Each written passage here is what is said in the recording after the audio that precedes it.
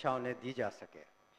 और महोदय, यही कारण है कि हमारे बजट का एक बहुत बड़ा हिस्सा 18% से ज़्यादा,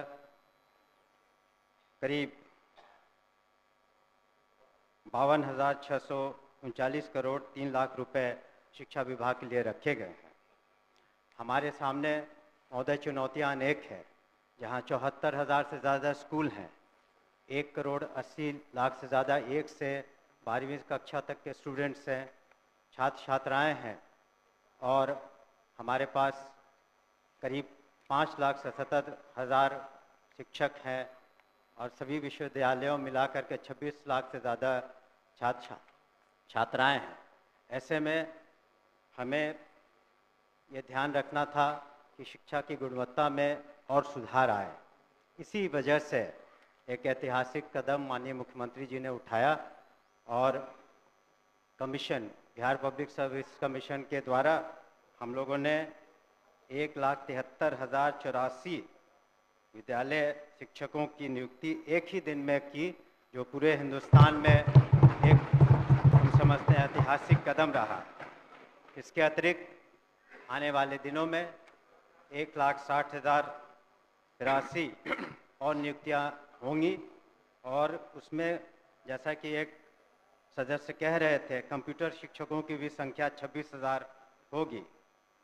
इसके अतिरिक्त स्थानीय निकायों से जो शिक्षक थे उन्हें राज्यकर्मी का दर्जा देने के उद्देश्य से हम लोगों ने सक्षमता परीक्षा रखी, और प्रथम सक्षमता परीक्षा में 1,87,000 स्थानीय निकाय द्वारा ये लोग उत्तीर्ण हुए।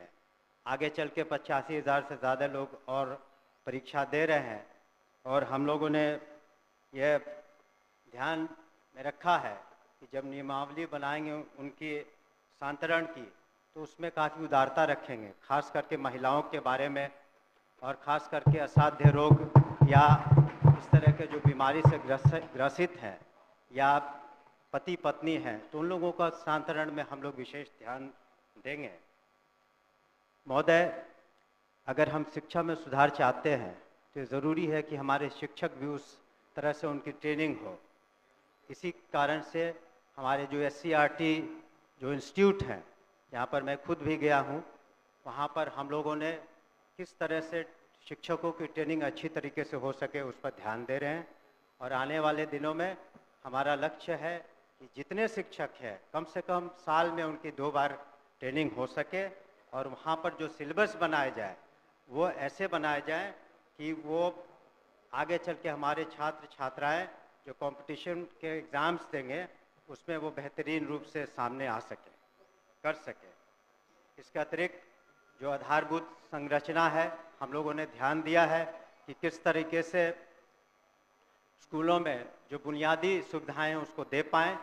उसके लिए हम लोगों ने कार्रवाइयाँ की हैं मुख्यालय स्तर पर और जिला स्तर पर, और हमने सभी माननीय सदस्यों से 10-10 विद्यालयों की सूची भी मांगी है, जिसका आने वाले सत्र तक, इसके बाद के सत्र तक उसका हम लोग जीर्णोद्धार करने का प्रयास करेंगे।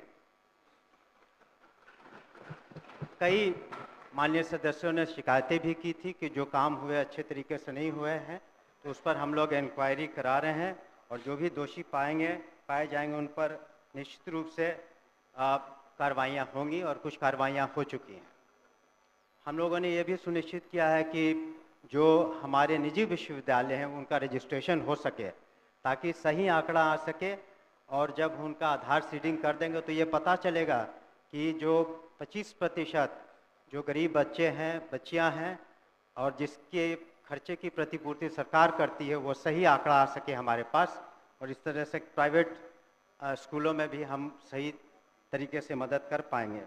परीक्षा संचालन में एक बहुत बड़ी जिम्मेवारी है हमारी, और पिछले साल 1 करोड़ 35 लाख से ज़्यादा छात्र छात्राओं ने परीक्षा दी, और जो बिहार स्कूल एग्जामिनेशन बोर्ड है, इस बार जो हम लोगों ने बिल लाया है उसके अनुसार अब ऑनलाइन परीक्षाएं भी संभव हो पाएंगी। सरकार की जो मुख्य जो स्कीम्स हैं, जैसे मिड डे मील, मध्याह्न भोजन करते हैं, वो भी एक बहुत बड़ी चुनौती है। उसमें नित्य 1 करोड़ करीब 10 लाख बच्चों को हम मध्याह्न भोजन सही तरीके से देते हैं। और उसमें जो अगर शिकायतें मिलती हैं तो हमारे कमांड कंट्रोल सेंटर पर कोई भी व्यक्ति उसके बारे में सूचना दे सकता है, उसके बारे में हम कर सकते हैं। और डायरेक्ट बेनिफिशियरी ट्रांसफर्स हम करा रहे हैं, स्टूडेंट क्रेडिट कार्ड भी हो रहा है। और अंत में मैं कुछ आंकड़ों को प्रस्तुत करना चाहूँगा जिससे पता चलेगा कि किस तरह से शिक्षा में गुणात्मक सुधार आए हैं। शिक्षकों की संख्या महोदय 2006 में 1,80,000 थी। इस बार 2024 में 5,77,000 है। इस तरह से विद्यालय में जो छात्र और शिक्षक का अनुपात था, पहले जो 65 और 1 का था, अब 32 और 1 का हो गया। उसी तरह से साक्षरता दर में महिलाओं में पहले 33% थी, अब 74% हो गई है। आउट ऑफ स्कूल चिल्ड्रन जो है 1% से कम हो गए हैं और बजट में 11 गुना से ज़्यादा वृद्धि हुई है। अतः मैं अपने शेष अब जो एक हमने कहाँ टाइम है, अब समय कहाँ है? अतः सदन हमारी मांग को पारित करे और हमारी जो प्रोसीडिंग का पार्ट बना दिया जाए। हमने जो वक्तव्य है, क्या माननीय सर श्री अजय कुमार सिंह अपना कटौती प्रस्ताव वापस लेना चाहते हैं? महोदय, राज्य के सरकारी विभागों में राज्य कर्मियों को अपने पद के अनुसार उसे 7वें वेतन आयोग के तहत मूल वेतन के साथ ग्रेड पे दिया जा रहा है और लेवल भी निर्धारित है, जबकि बीपीएससी टीआर1, बीपीएससी पीआर2, बीपीएससी टीआर3 द्वारा चयनित अध्यापक एवं सक्षमता पास विशिष्ट शिक्षकों को का ना ही ग्रेड पे निर्धारित किया गया है और ना ही लेवल तय किया गया है।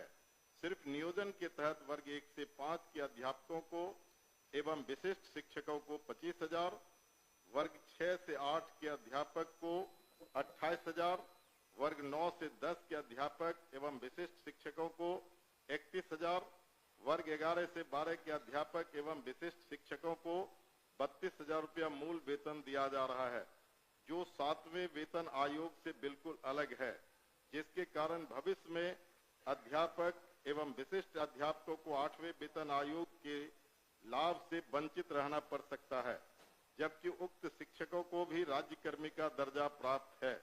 अतः उक्त शिक्षकों के हित में पद के अनुसार शिक्षकों को ग्रेड पे तथा लेवल निर्धारित करने हेतु हम सदन के माध्यम से सरकार का ध्यान आकृष्ट कराते हैं। माननीय मंत्री शिक्षा विभाग।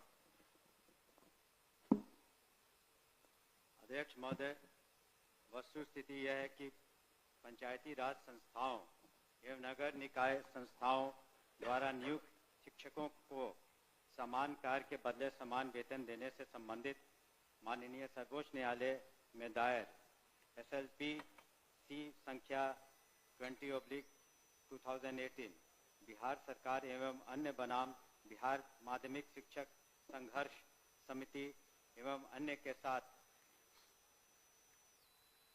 दिनांक 10/5/2019 को पारित आदेश, जिसमें माननीय उच्च न्यायालय के द्वारा समान कार्य के बदले समान वेतन देने हेतु पारित आदेश को निरस्त कर दिया गया है। राज्य सरकार पंचायती राज संस्थाओं एवं नगर निकाय संस्थाओं द्वारा नियुक्त शिक्षकों को बेहतर वेतन एवं सेवा शर्त हेतुकृत संकल्पित रही है।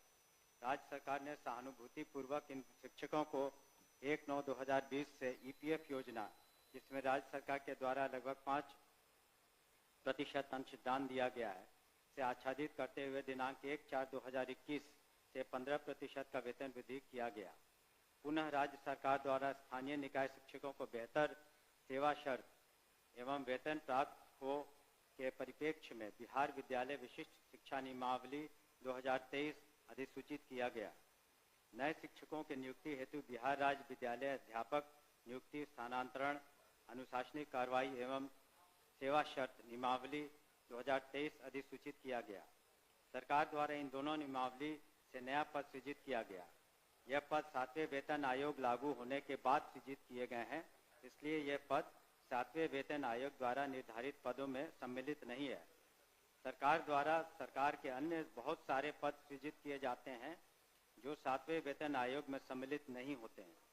इन दोनों नियमावली के तहत वर्ग 1 से 5 के शिक्षकों को 25,000, वर्ग 6 से 8 के शिक्षकों को 28,000, वर्ग 9 से 10 के शिक्षकों को 31,000 एवं वर्ग 11 से 12 के शिक्षकों को 25,000 प्रारंभिक वेतन निर्धारित करते हुए पे मैट्रिक्स का निर्धारण किया गया।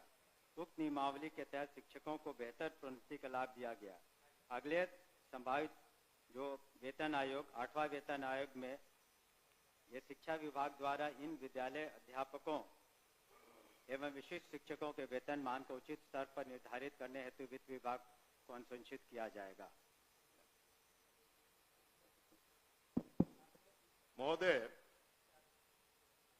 मैं पूरे वक्तव्य को मैं सुना। सरकार बीपीएससी का एग्जामिनेशन लेकर के सरकार ने घोषणा किया कि वो राज्यकर्मी होंगे। दूसरी बात की सरकार ने ही घोषणा किया कि सक्षमता परीक्षा पास जो कर जाएंगे शिक्षक वो राज्यकर्मी होंगे। तो जब राज्यकर्मी होंगे तब फिर क्या औचित्य है कि आप उसको 7वें वेतन के लाभ से अलग रखेंगे, उस श्रेणी में नहीं रखेंगे? क्यों उसको राज्यकर्मी का दर्जा देते हुए और राज्यकर्मी की घोषणा करते हुए उस लाभ से सरकार क्यों वंचित रखना चाहती है, ये मैं जानना चाहता हूं। माननीय मंत्री। अध्यक्ष महोदय, इसमें जो विचार विमर्श किया गया वित्त विभाग से, ऐसी बात नहीं है कि सहानुभूति तो पूरी रखी गई। एक और आंकड़ा मैं पढ़ना चाहूंगा सदन के सामने। वर्ष 2003 में जो नियुक्त प्रशिक्षित शिक्षा मित्र थे, प्रारंभ में उनका नियत वेतन प्रति माह था 1,500, जो वर्तमान सकल वेतन प्रति माह हो गया 31,340। वर्ष 2006 में नियुक्त पंचायत प्रखंड नगर शिक्षक थे 5,000, उनका वर्तमान सकल वेतन प्रति माह हो गया 29,410। वर्ष 2010 में नियुक्त पंचायत प्रखंड नगर शिक्षक 7,000 था वेतनमान, तो उनका हो गया आज के दिन में 29,410। वर्ष 2013 में नियुक्त पंचायत प्रखंड नगर शिक्षक 10,000 थे, उनका आज के दिन में 29,410 सकल वेतन प्रति माह हुआ। ये वित्त विभाग की सोच थी कि इनका 7वें वेतन आयोग से आच्छादित नहीं होंगे और इनके लिए अलग से उन्होंने एक पे मैट्रिक्स बनाई। लेकिन साथ ही हमने ये भी कहा कि भविष्य में जब 8th पे कमीशन लागू होगा तो उसमें फिटमेंट कमेटी बैठती है और फिटमेंट कमेटी जिस श्रेणी में ये फिट करेंगे उसमें उनको आच्छादित करेंगे। धन्यवाद महोदय। जो सरकार के द्वारा वक्तव्य फिर दोबारा दिया गया, ये पुरानी बात को दोहराई गई कि जब नियोजन इकाई कई नियोजन इकाई थी, आपने 23 में उस तमाम नियोजन इकाई को भंग कर दिया। अब जिला स्तर पर नियोजन इकाई आपने गठित कर दिया, जितने जिला है उतने ही नियोजन इकाई है। और आपके फैसले से सरकार ने फैसला लिया कि अब तमाम जो पहली प्रक्रिया थी उसको हम समाप्त करते हैं और बीपीएससी से एग्जामिनेशन लेकर के हम शिक्षक को बहाल करेंगे और वो राज्यकर्मी होंगे। दूसरा, कि सरकार से हम लोग बात कर रहे थे कि जो पुराने तरीके से पंचायत से, प्रखंड से, जिला परिषद से जिन शिक्षकों को नियोजित किया गया उनको आप सरकारी कर्मी घोषित कीजिए। सरकार ने एक फैसला लिया, सक्षमता परीक्षा जो पास करेगा वो सरकारी कर्मी होंगे। तो सवाल उठता है कि सरकारी कर्मी वो सिर्फ स्कूल में नहीं पढ़ाते हैं, उनसे आप चुनाव में बूथ पर भेजते हैं, उनसे आप जो है सो बीएलओ बनाते हैं, उनको कई तरह का सवाल करते हैं। जब वो सरकारी कर्मी आपने घोषित किया है तब सरकारी कर्मी के बराबर उसके समकक्ष 7वां वेतन क्यों नहीं देना चाहती है, ये हम जानना चाहते हैं। तो नहीं, उनका कहना है कि वो पुराना जो बताया 4,000 था, 2,000 था, 3,000 था। दूसरी बार खड़े होकर बोले तो नहीं सर अध्यक्ष महोदय, जब ये पूरा मामला वित्त विभाग में गया, वित्त विभाग इसमें सारी निर्णय लेता है। पे मैट्रिक्स उन्होंने नया किया और कहा कि ये 7वें वेतन आयोग से आच्छादित नहीं होंगे। और दूसरी बात ये भी है, हम इस बात को स्वीकार कर रहे हैं कि भविष्य में जब 8th पे कमीशन का इन्होंने बात उठाई है, तो जब भी पे कमीशन केंद्र सरकार के द्वारा जब वो लागू होता है तो यहाँ बिहार में भी फिटमेंट कमेटी बैठती है और फिटमेंट कमेटी के अनुसार उस वक्त इसमें जिसमें करेंगे हम लोग अनुशंसा करेंगे, लेकिन अंतोगत्वा इन सभी मामलों में वित्त विभाग अपने वित्तीय प्रबंधन के तहत ही अंतिम फैसला देता है, जिसको सभी को स्वीकार करना पड़ता है। धन्यवाद। हो गया आपका?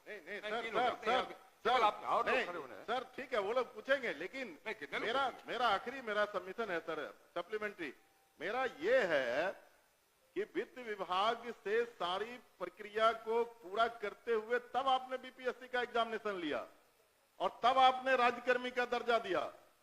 तो साथ में वही घूम फिर के आ रहे हैं आप। साथ में वेतन का आप लाभ उसे क्यों नहीं देना चाहते? ये सरकार एक लास्ट करते हैं सर, एक ही बात तो बोल रहे, बोलिए अध्यक्ष।